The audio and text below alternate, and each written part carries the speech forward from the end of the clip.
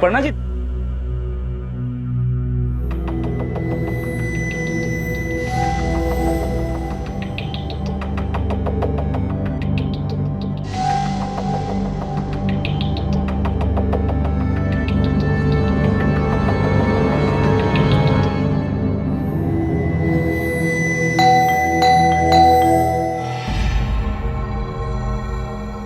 अरे नीरज भाई, हाँ? क्या हुआ?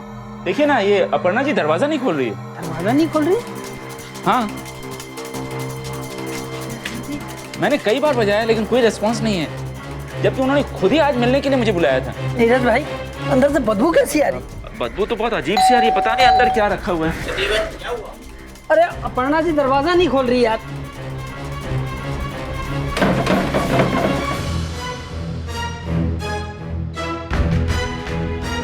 नीरज भाई, अपर्णा जी अपने नौकर हरीश के साथ अकेली रहती थी ना जी। अब अपर्णा जी दरवाजा नहीं खोल रही है तो उनका नौकर हरीश कहाँ है? उसे तो खोलना चाहिए। अरे हाँ, ऐसा करता हूँ, मैं हरीश का नंबर ट्राई करता हूँ। हाँ देखिए। उसे तो उठाना चाहिए था।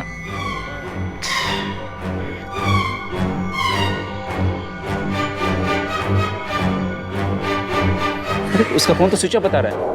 अब तो मुझे भी टेंशन हो रहा है, कहीं अपर्णा जी किसी प्रॉब्लम में तो नहीं है। ऐसा करते हैं, दरवाजा तोड़ देते हैं। अरे नहीं नहीं नीरज भाई, बिना सोचे समझे काम करने से पहले हम पुलिस को फोन कर लेते हैं। ठीक है। क्यों भाई हो? बराबर बराबर। पुलिस को फोन कीजिए। मैं फोन करता हूँ।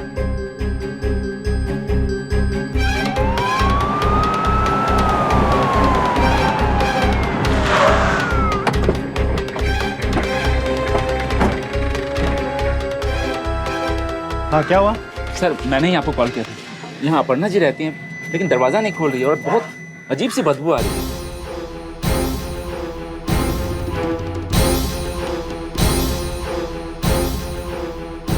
तोड़ दो।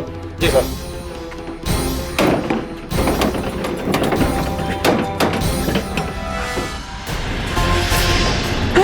अपर्णा जी, हटो अपर्णा जी। हटो। आप पीछे हटिए, पीछे हटिए। अपर्णा जी, लाश को पोस्टमार्टम के लिए ले चलो। जी सर। नमस्कार, सावधान इंडिया इंडिया फाइट्स बैक में मैं सुशांत सिंह आप सभी का स्वागत करता हूं। अभी अभी आपने देखा कि किसी ने एक बुजुर्ग महिला की बेहद निर्ममता से हत्या कर दी। आखिर इतनी उम्रदराज औरत से किसी की क्या दुश्मनी हो सकती है और इतनी निर्ममता से क्यों मारा गया उन्हें? आज की हमारी घटना है महाराष्ट्र के नासिक शहर की, एक ऐसी घटना जिसने पूरे शहर को चौंका कर रख दिया। इनके फैमिली में से किसी का भी फोन नंबर है आप लोगों के पास? सर, इनकी एक पोती है जो मुंबई में रहती है, उनके पति का नंबर है मेरे पास। फोन लगाइए।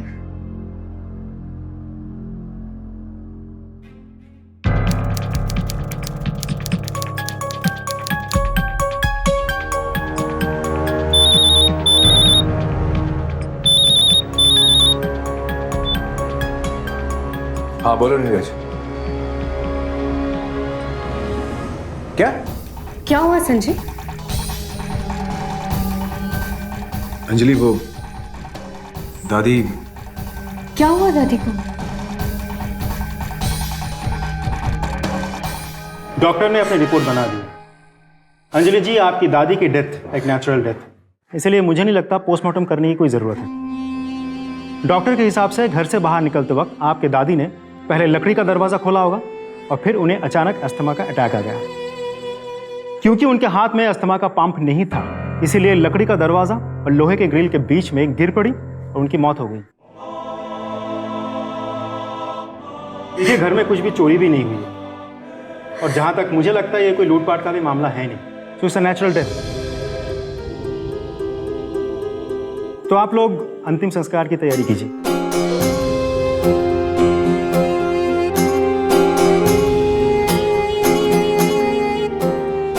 अंजलि, संभालो अपने आप को।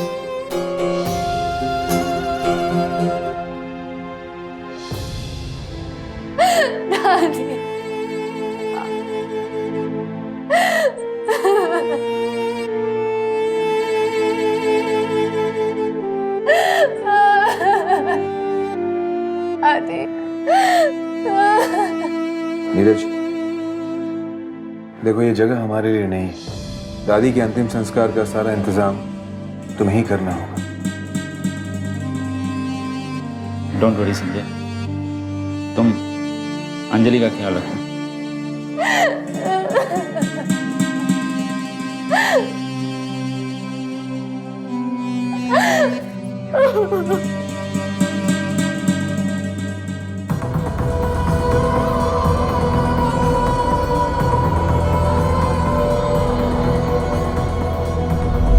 क्योंकि उनके हाथ में अस्थमा का पंप नहीं था, इसीलिए लकड़ी का दरवाजा और लोहे के ग्रिल के बीच में गिर पड़ी और उनकी मौत हो गई।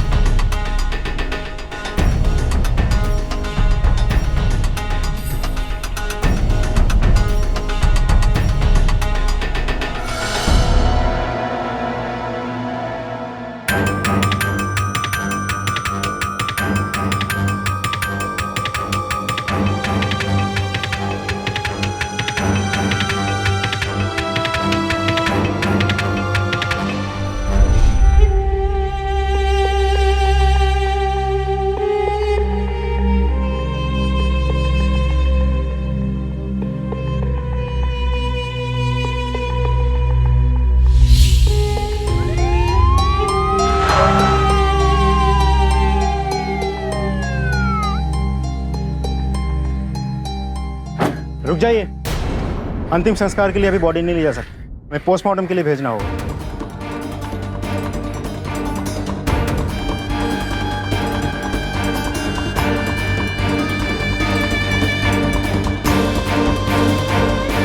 लेकिन इंस्पेक्टर साहब, आपने तो कहा था कि बॉडी को पोस्टमार्टम की जरूरत नहीं है क्योंकि ये डेथ नेचुरल है। क्योंकि आपकी पत्नी अंजलि जी को शक है कि नेचुरल डेथ नहीं एक मर्डर है।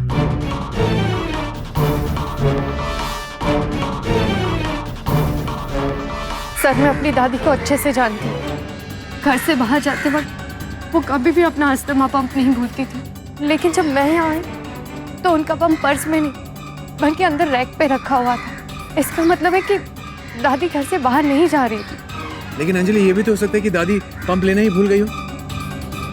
संजय, दादी पर्स भूल सकती थी लेकिन अपना पंप नहीं। अरे दादी, अब जल्दी चलो, देर हो रही है।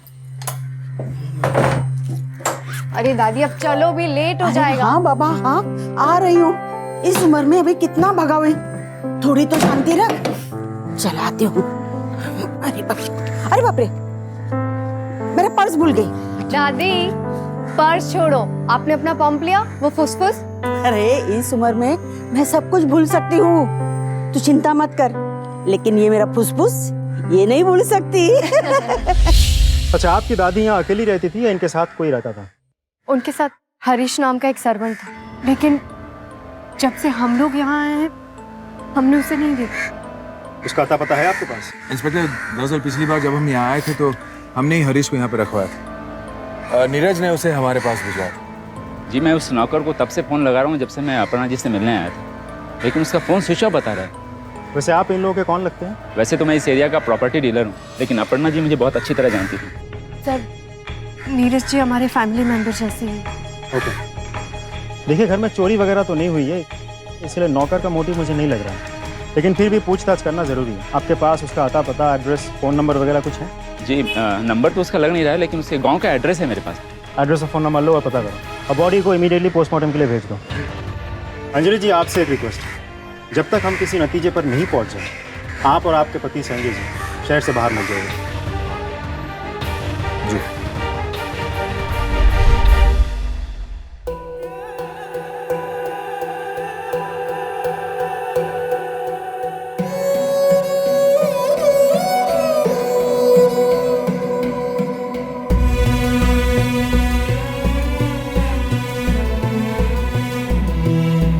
एक बात तुम्हें बोलूं अंजलि, जो इंसान एक बार चला जाता है ना बहुत दूर, तो फिर कभी लौट कर नहीं आता।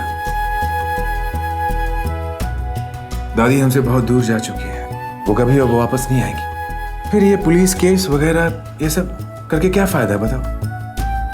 सिर्फ इस यकीन पर कि दादी कभी अपना पंप नहीं भूलती थी। आखिर वो भी एक इंसान थी, भूल उनसे भी हो सकती। तुम जरा सोचो, कोई उनका खून क्यों करेगा? बोलो। और डॉक्टर ने भी क्या कहा? डॉक्टर ने कहा ना कि उनकी डेथ नेचुरल डेथ थी। नहीं संजय, दादी की डेथ नेचुरल नहीं थी, उनको किसी ने मारा है। और जब तक मुझे पता नहीं चल जाता कि किसने और क्यों मारा है, मैं यहां से वापस नहीं जाऊंगी। ठीक है, जैसे तुम्हारी मर्जी। अब मैं इसमें क्या कह सकता हूं अंजलि? अंजलि, मैं एक बात और तुमसे कहना चाहता हूं। देखो, मैं जानता हूं कि ये सही वक्त नहीं है उस बात का, लेकिन अंजलि, वो दादी का जो शहर के बाहर वाला प्लॉट है, क्यों ना हम उसे बेच दें? देखो अंजलि, ना हम यहां रहने वाले हैं, ना हमारा यहां कोई काम है ना? तो फिर उस प्लॉट को रख के क्या फायदा? और मुझे पता चला है कि अब उस जगह की कीमत भी बहुत बढ़ गई है, तो उससे जो पैसे आएंगे, उस पैसे से मैं अपने बिजनेस में कुछ कर लूंगा।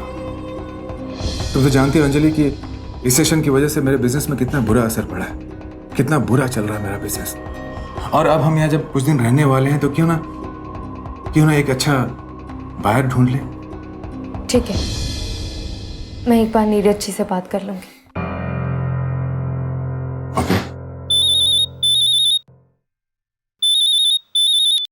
हेलो, जी इंस्पेक्टर सर, ठीक है, हम लोग अभी आते हैं। जी।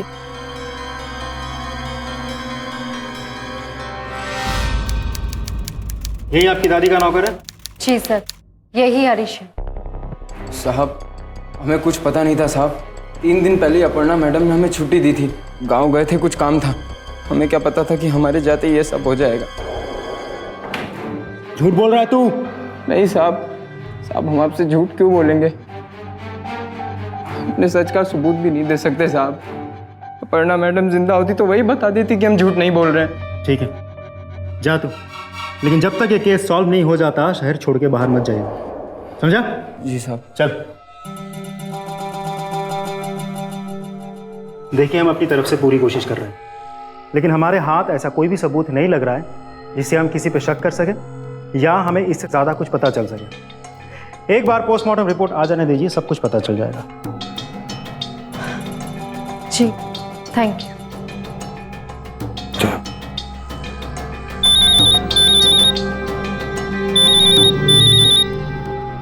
हाँ बोलो नीरज।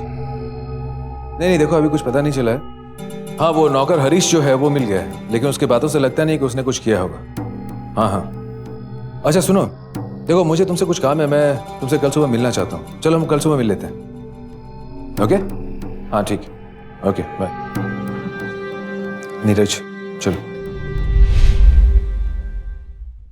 वैसे प्रॉपर्टी की बात करने के लिए अपर्णा जी ने खुद उस दिन मुझे बुलाया था, लेकिन अभी इस वक्त ये सब बात करना ठीक नहीं है। देखिए, अपर्णा जी अभी चल बसी हैं और पुलिस केस का भी मामला है।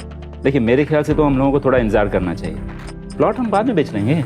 अब हमें इंतजार करके और क्या फायदा है बताइए? प्लॉट हमें तब भी बेचना और अब भी।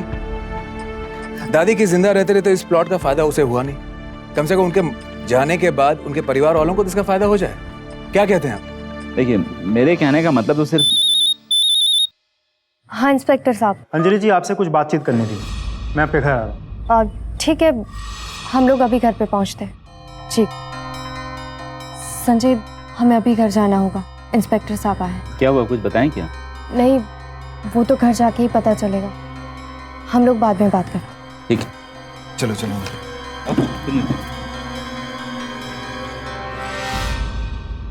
अंजलि जी, मुझे आपसे यह जानना है कि आपके दादी के मौत के वक्त आप और आपके पति संजय जी कहाँ थे? सर, मैं उस दिन मुंबई में थी। इनफैक्ट मैंने दादी को कॉल भी किया था, लेकिन उन्होंने नहीं उठाया। मैंने कई बार दादी को कॉल किए थे, लेकिन मुझे क्या पता था कि। और सर, संजय उसी दिन पुणे से वापस आए थे। ये अपनी बिजनेस ट्रिप के लिए गए थे। उसी दिन, मतलब जिस दिन दादी की मौत हुई थी। जी। नहीं मैडम, आपके पति किसी बिजनेस ट्रिप से बाहर नहीं गए थे। मतलब ये कि ये नासिक में थे।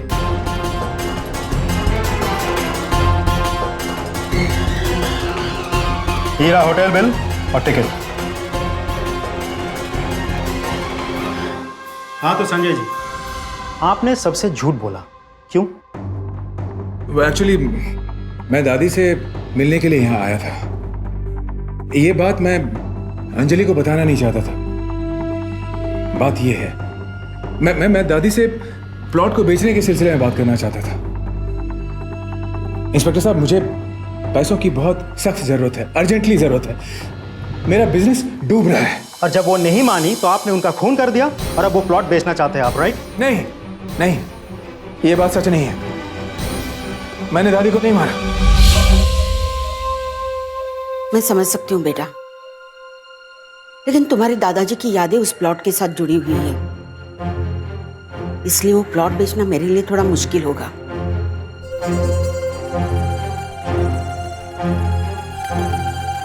पर मैं समझ सकती हूँ बेटा, जब मुझे पता है कि मेरे बच्चे मुसीबत में हैं, तो उन्हें मुसीबत में छोड़कर वो प्लॉट रख के मुझे क्या फायदा। और ये प्लॉट बेच के अगर मैं तुम्हारी मदद कर सकती हूँ तो और ही अच्छा लगेगा ना मुझे। दादाजी की यादें तो मेरे साथ हमेशा मरते दम तक रहेंगी। ये प्लॉट रहे ना रहे, जो कुछ भी है वो तुम्हारा और अंजलि का ही तो है। ठीक है, मैं नीरज जी से बात करके किसी अच्छे इंसान को ये प्लॉट बेचने के लिए बोल देती हूँ। अरे हाँ, मुझे तो याद ही नहीं था कि ये नीरज प्रॉपर्टी एंड लैंड में भी डील करता है ना दादी? और इसलिए मैंने अंजलि को नहीं बताया, क्योंकि मैं चाहता था कि दादी अंजलि को बताए और अंजलि खुद उस प्लॉट के बारे में नीरज से बात करे। दादी को मारने की बात मैं सोच भी नहीं सकता। लेकिन संजय, तुम्हें मुझे बताना चाहिए था। I am sorry Anjali, I am sorry. देखिए मैडम, अब ये केस बहुत डिफिकल्ट हो गया। आपकी दादी के मर्डर के लिए हमारे पास किसी के खिलाफ कोई सबूत नहीं है और मेडिकल रिपोर्ट के मुताबिक ये डेथ नेचुरल है। और सर वो पोस्टमार्टम रिपोर्ट? वो अभी आना बाकी। संजय जी, आपको हमारे साथ पुलिस स्टेशन चलना होगा, कुछ फॉर्मेलिटीज और पेपर वर्क्स पूरी करनी है। आइए।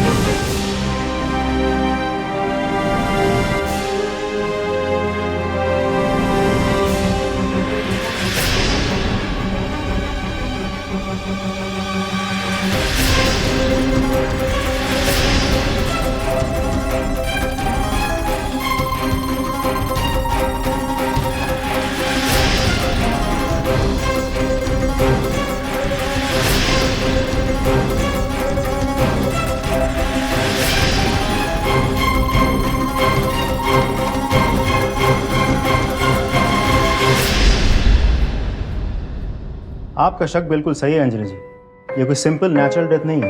ये केस कुछ और ही कर रहा है। देखिए, आपके घर का एक भी लॉक, दरवाज़ा या खिड़की टूटा हुआ नहीं है, लेकिन फिर भी वो जो कोई भी है घर के अंदर तक पहुंचा है। मतलब साफ है, वो कोई ऐसा है जिसके पास घर की चाबी होती है। हरीश, आपका नौकर, उसके पास भी एक चाबी होती है ना? जी। कहीं ये हरीश ही तो कुछ गड़बड़ नहीं कर रहा है? गायकवाड़ जी सर, एक काम करो, उसे थाने उठाकर लेकर आओ।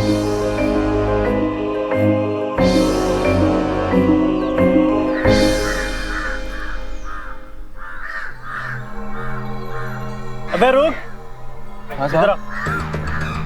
चल तेरे को थाने ले जाना है, पूछताछ करनी है। साहब उस दिन बड़े साहब को सब सच सच बता दिया था ना। चल ना, बड़े साहब ने ही बुलाया तेरे को। अब मैंने अरे कुछ नहीं सारे किया, सवाल जवाब तू ही करेगा क्या? थाने चल के ही बताएंगे तेरे को सब कुछ। साहब, ये कह रहा था मैंने साहब को उस दिन सब कुछ बता दिया है, फिर क्यों दोबारा लेकर जा रहे हो? हाँ बेटा, लेकिन तूने हमें ये थोड़ी बताया था कि उस दिन के बाद तू गायब होने वाला है, वो भी अपर्णा जी के घर के चाबी लौटाए बिना, अपने पगार लिए बिना। हाँ क्यों बे? बोल। साहब हमारे पास कोई चाबी नहीं थी साहब। कुछ दिन पहले सब्जी लेने मार्केट गए थे, तभी चाबी घर भूल गए थे साहब सच में।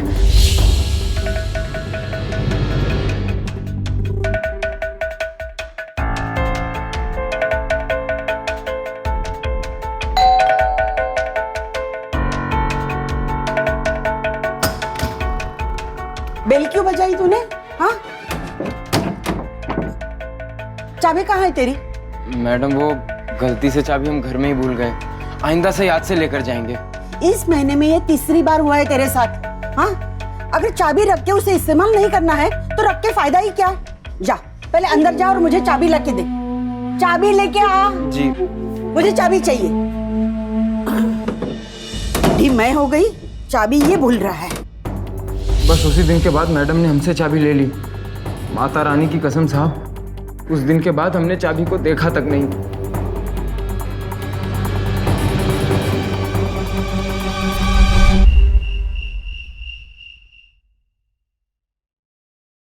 अंजलि, बहुत भूख लगी है। मैं पहले चेंज कर लेती हूँ, तब तक आप भी फ्रेश हो जाइए, उसके बाद खाना लगाती हूँ।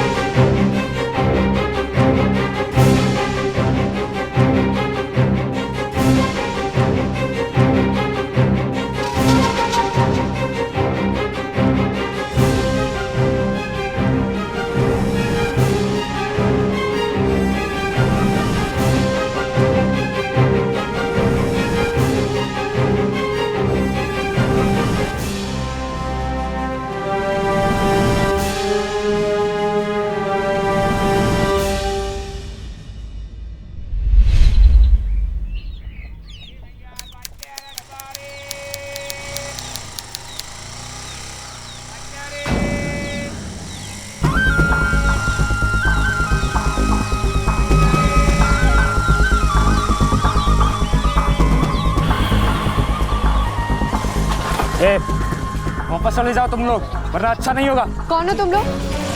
रुको, कौन हो?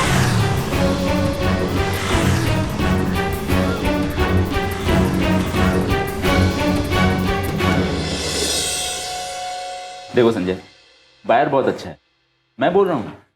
लो, अंजलि भी आ गई। अंजलि, नीरज एक बहुत अच्छा डील लाया है। दादी के घर और प्लॉट को मिलाकर पूरा 2 करोड़ का डील दे रहा है। और 1 टाइम चेक पेमेंट करने के लिए भी होता है यार। देखो मैं तो यही कहूँगा कि डील बहुत अच्छी है, दोबारा ऐसा बायर मिले ना मिले। अंजलि, मुझे लगता है कि हमें ये डील कर लेनी चाहिए। संजय, मुझे सोचने के लिए कुछ वक्त चाहिए। मैं इस तरह ऑन द स्पॉट डिसाइड नहीं कर सकती। मैं अभी आती हूँ। अंजलि जरा बात तो सुनो। संजय, जाने दो, बाद में। अपने साथ हो रही घटनाओं ने अंजलि को यकीन दिला दिया था कि उसकी दादी की मौत नेचुरल डेथ नहीं थी, बल्कि किसी ने उन्हें मारा था।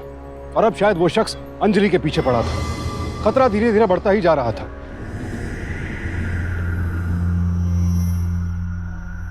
वापस चले जाओ तुम लोग, वरना अच्छा नहीं होगा।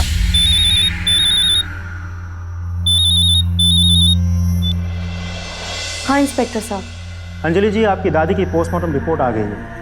देखिए, उनकी मौत तो सांस रोकने की वजह से हुई, जो कि अस्थमा के अटैक की वजह से भी हो सकता है। लेकिन उनके बॉडी पे ऐसे कई सारे चोट के निशान हैं, जिससे यह साबित होता है कि उन पे हमला किया गया था, किसी ने उनको पीटा भी था।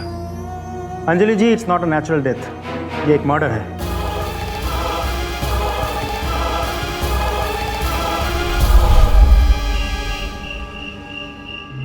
Anjali ji, it's not a natural death, ये एक मर्डर है। Anjali ji, it's not a natural death, ये एक मर्डर है।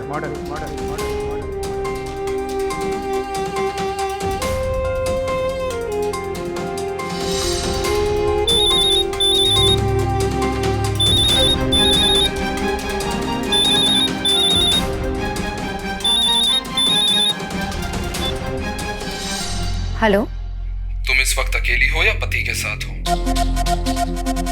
कौन बोल रहा है? तुम इस वक्त अकेली हो या पति के साथ हो कौन तुम? सामने आओ ना। तुम्हें फंसाया जा रहा है। आगाह कर रहा हूं तुम्हें, फंसोगी तुम। Hello hello hello.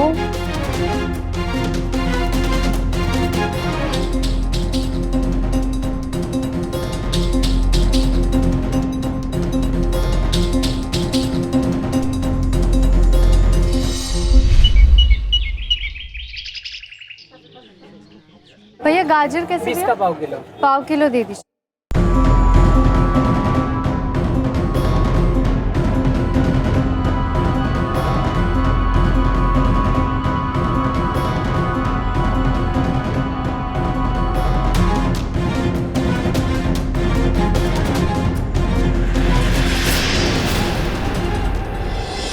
अंजलि को धीरे धीरे समझ आने लगा था कि वो किसी बहुत बड़ी मुसीबत में फंस रही है। सरेआम किसी ने उसे डराने और मारने की कोशिश की। आखिर कौन था ये शख्स और उसे अंजलि से चाहिए क्या था? सच्चाई अब अंजलि से ज्यादा दूर नहीं थी।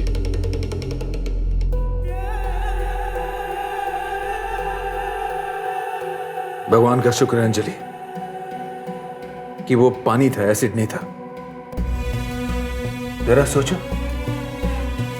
अंजलि, देखो कोई तुम्हें धमकी दे रहा है, तुम्हें मारने की कोशिश कर रहा है।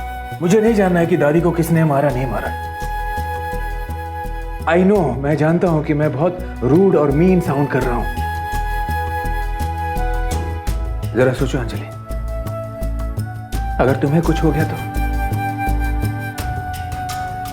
मैं इसे बर्दाश्त नहीं कर पाऊंगा अंजलि, बिल्कुल बर्दाश्त नहीं कर पाऊंगा। अंजलि, अंजलि देखो मेरी बात मानो। ये जो भी प्रॉपर्टी है, ये प्लॉट है, इसे बेच डालो और यहां से निकल लो। तुम सही कह रहे हो संजय। नीरज को फोन करके बोल दो कि हम सब कुछ बेचने को तैयार हैं। मुझे खत्म करना है ये सब। ठीक है, ये ठीक रहेगा।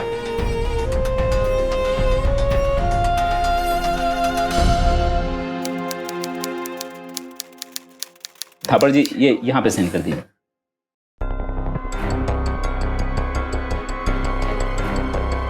अंजलि, तुम बस इसके नीचे यहाँ साइन कर दो।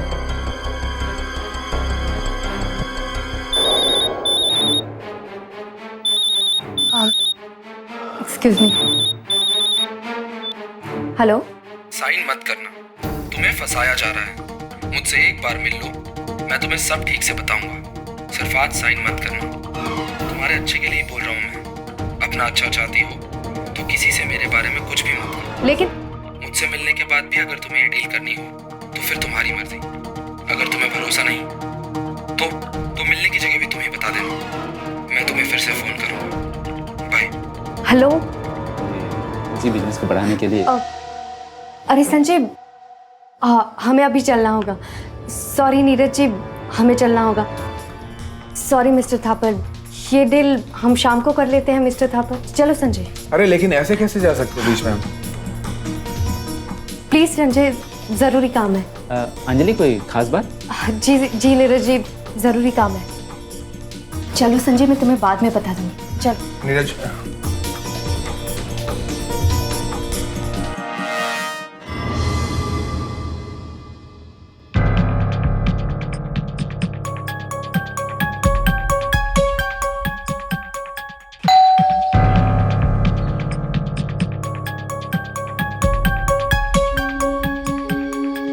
मैं रोहन, मैंने ही आपको कॉल किया था। क्या मैं अंदर आ सकता हूँ? हाँ प्लीज संजय।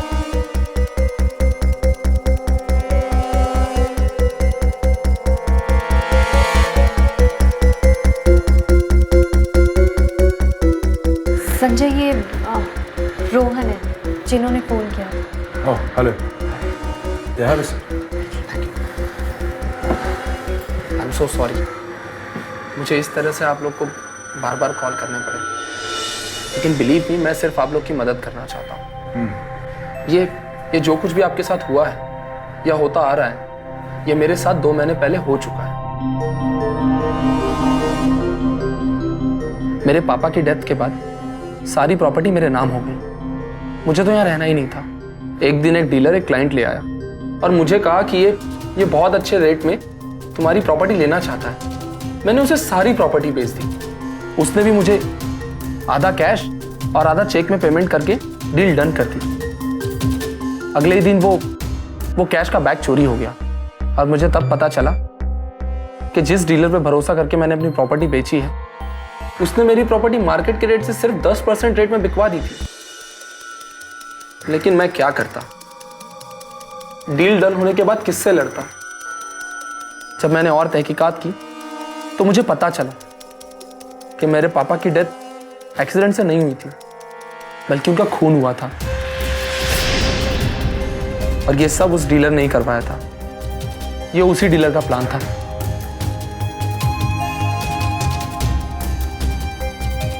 अंजलि, तुम उस प्रॉपर्टी डीलर का नाम सुनोगी तो और भी हैरान हो जाओगी। नीरज? हाँ, नीरज। वो इस तरह से अकेले रहने वाले लोगों को मरवा देता है। रिश्तेदारों के आसपास ऐसा माहौल बना देता है कि वो अपनी प्रॉपर्टी कम दाम में बेच दे। वो लोग भाड़े के लोग होते हैं। वो खुद ही उन्हें पैसा देता है और खुद ही चोरी करवा लेता है और फिर उसी प्रॉपर्टी को मार्केट रेट में बेच देता है। मुझे भी उसने 50% कैश और 50% चेक में पेमेंट करने की बात की थी। हाँ, इसीलिए मैं आपको आगाह करने आया हूँ। वो लोग बहुत ही खतरनाक हैं।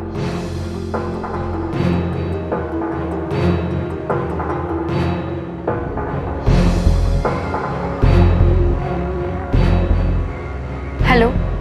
अंजलि जी, आप ये डील कर लीजिए।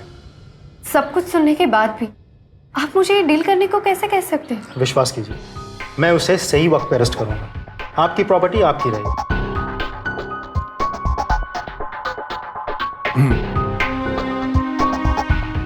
ठीक है, आइए।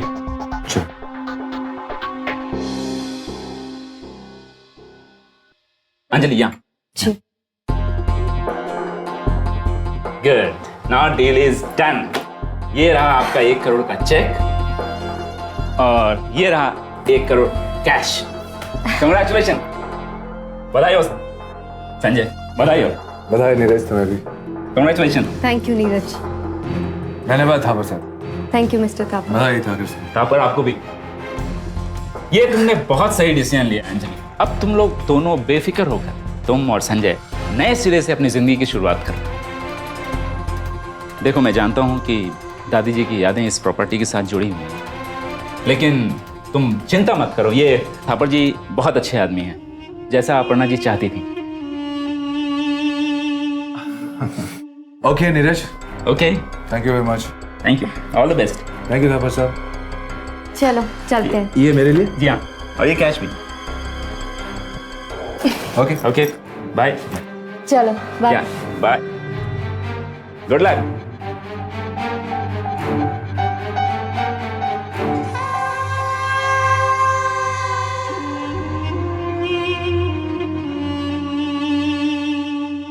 अगर उसने बदतमीजी की ना तुम्हारे साथ तो मैं उसे छोड़ूंगा नहीं। इस बार ऐसा कुछ नहीं होगा सर।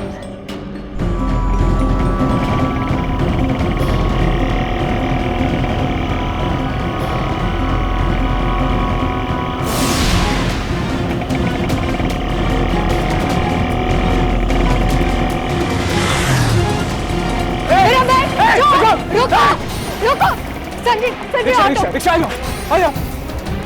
ओए रिक्शा चलो चलो, के पीछे चलो। चल चलिए। उधर आगे।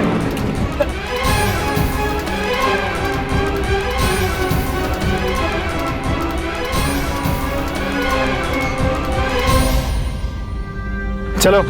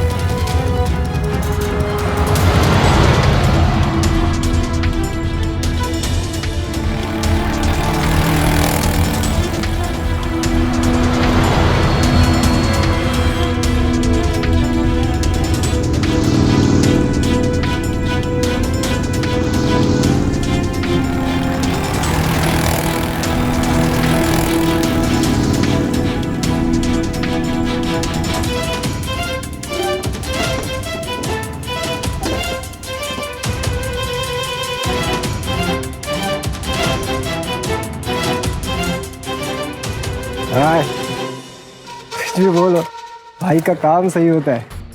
अपने पास इतना दिमाग होता ना तो आज ही माल अपना होता। सही बोल रहे हो। बड़ा माल हाथ लगाया आज। बड़ा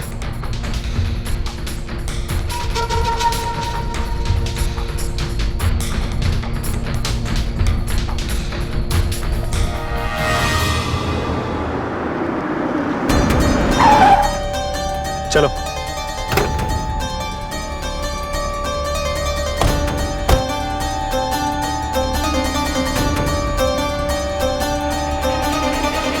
अरे मेरे शक्कर के महादेव, 20 करोड़ की प्रॉपर्टी 1 करोड़ में खरीद के आ रहा हूं। इससे ज्यादा फायदे का सौदा हो ही नहीं सकता। बस अपने लॉयर से बात करके सारी फॉर्मेलिटीज पूरी करके देखना, इस सौदे में मैं 19 करोड़ की प्रॉफिट कमाऊंगा। कितना? 19 करोड़।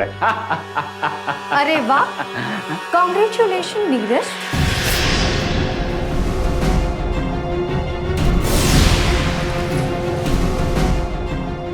अंजलि, संजय, आओ आओ ना आओ। प्लान बहुत अच्छा था, सीरियसली आई मीन इट। लेकिन क्या करें नीरज साहब, ये क्राइम चीज ही कुछ ऐसी है, कितनी भी कोशिश कर लीजिए ना कहीं से राज खुल ही जाता। देखिए, आप लोगों को कुछ गलत फहमी हो गया। हम तो पकड़ो इसे, पकड़ो। क्या आप लोगों को गलत फहमी हुई है। मैं खुद अंजलि जी और इनके पति तुम्हें अच्छे दोस्त मानते थे और तुम यहाँ बैठ के आराम से पहले इन्हीं लोगों की दादी का खून कर दिया और अब इनको लूटने चले थे, है ना?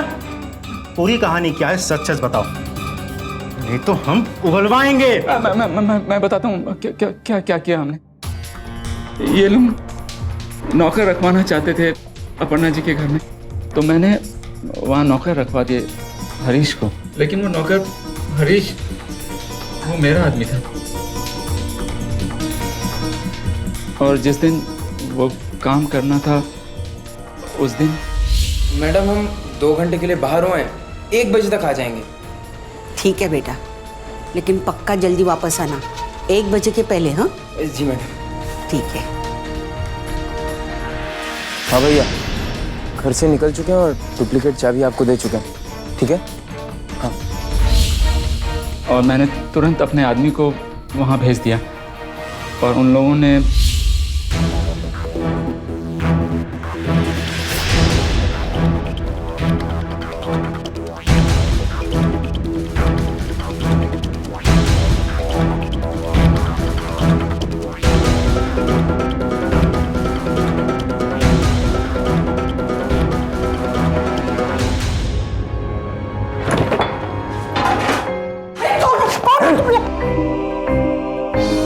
मर गई बुढ़िया।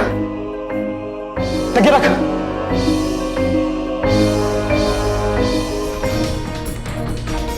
बस ले।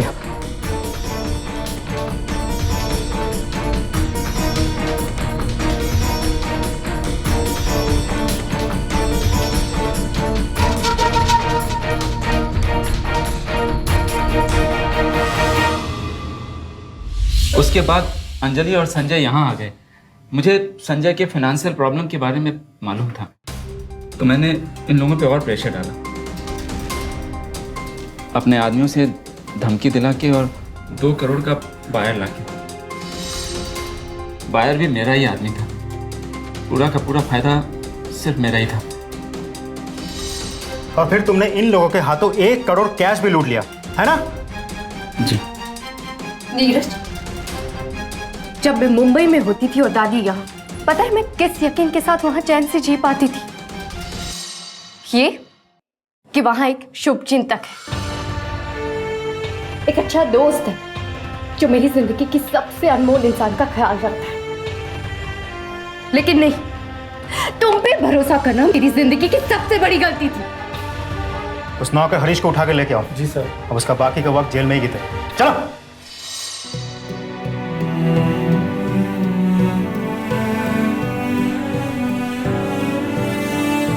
अंजलि, नहीं।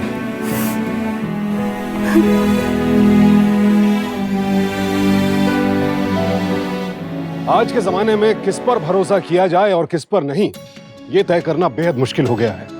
कब कौन किस मौके पर हमारा बुरा कर बैठे कोई नहीं जानता। बाहर का व्यक्ति होने के बावजूद नीरज पर अपर्णा जी को पूरा भरोसा था, और फिर उसी नीरज ने उन पर जानलेवा हमला करवाया और फिर उनका खून करवा दिया। कारण सिर्फ पैसा। पैसा एक ऐसी चीज है जो खून के रिश्तों तक में दरार पैदा कर दे, तो फिर पड़ोसी का रिश्ता क्या चीज है। नीरज को अपर्णा जी की हत्या के लिए आईपीसी के सेक्शन 302, आपराधिक षड्यंत्र के लिए सेक्शन 120B और धोखाधड़ी के लिए सेक्शन 420 के तहत उम्र कैद की सजा सुनाई गई।